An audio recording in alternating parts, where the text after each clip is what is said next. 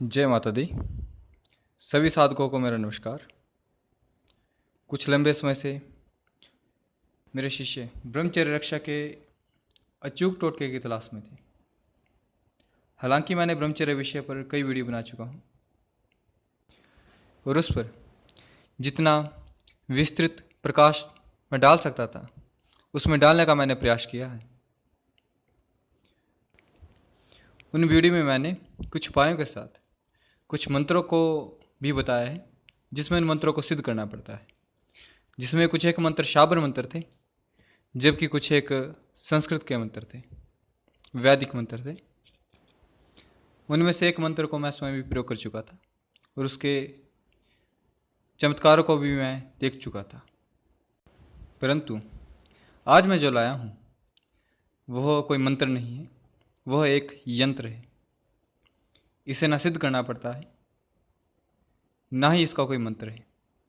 इसे बनाकर सिर्फ धारण कर लिया जाता है। यह यंत्र मुझे मेरे मित्र से प्राप्त हुआ। उसने मुझे कोई प्राचीन ग्रंथ पढ़ने के लिए दिया था।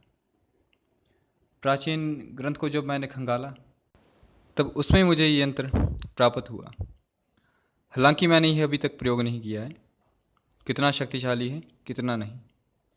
ये जब आप सभी प्रयोग करेंगे उसके परिणाम क्या रहते हैं आप मुझे सब बताएंगे, तब मुझे इसके प्रभावों के विषय में पता चल सकेगा।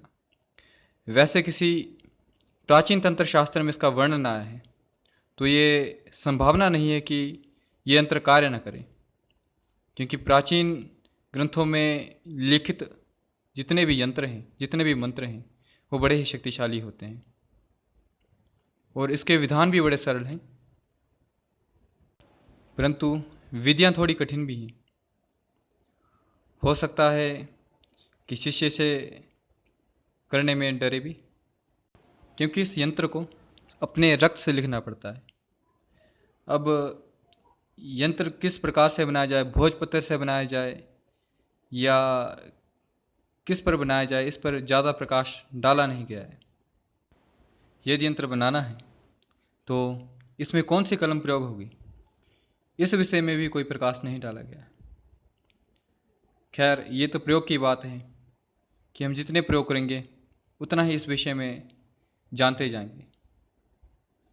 यदि मैं अपने अनुसार कहूँ तो इस यंत्र को आप अनार की कलम से बनाना चाहें तो अनार की कलम से बना सकते हैं, भोजपत्र पर लिखना चाहें तो भोजपत्र पर बना सकते हैं, यदि कागज़ पर बनाना चाहें तो कागज़ पर भी बना सकते हैं। इस विषय में क्योंकि अधिक प्रकाश नहीं है, हो सकता है किसी में इसकी शक्तियाँ अधिक जागृत होती हों, किसी में इसकी शक्तियाँ कम जागृत होती हों। ये भी प्रयोग करके ही पता चलेगा। और दूसरा सबसे बड़ा सवाल कि इस यंत्र को बनाना कब है। इस यंत्र को बनाना है आपने पुष्य नक्षत्र में।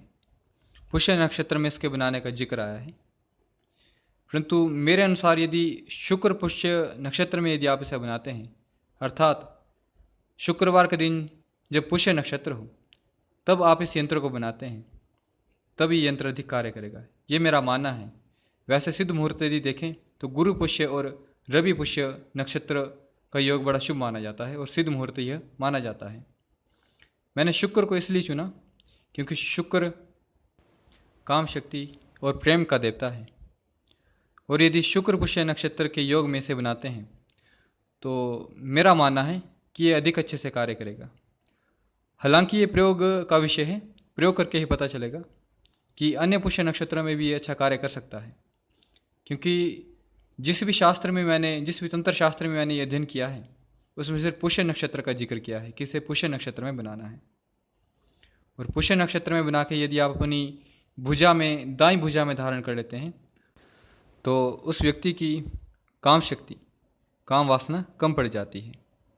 यदि इस यंत्र को आप अपने शरीर से बाहर निकाल देंगे तो मनुष्य फिर पहले की तरह हो जाएगा। इसका दूसरा प्रयोग भी है। दूसरे प्रयोग में इस यंत्र को सफ़ेद कागज पर औरत के रक्त से शुभ घड़ी में लिखें और स्त्री के पास जाते समय अपने पास रखें तो विषय वासना जो है वो कम पड़ जाती है। गृहस्थों के लिए टोटका, साधना के लिए साधना काल में एक वरदान साबित हो सकता है।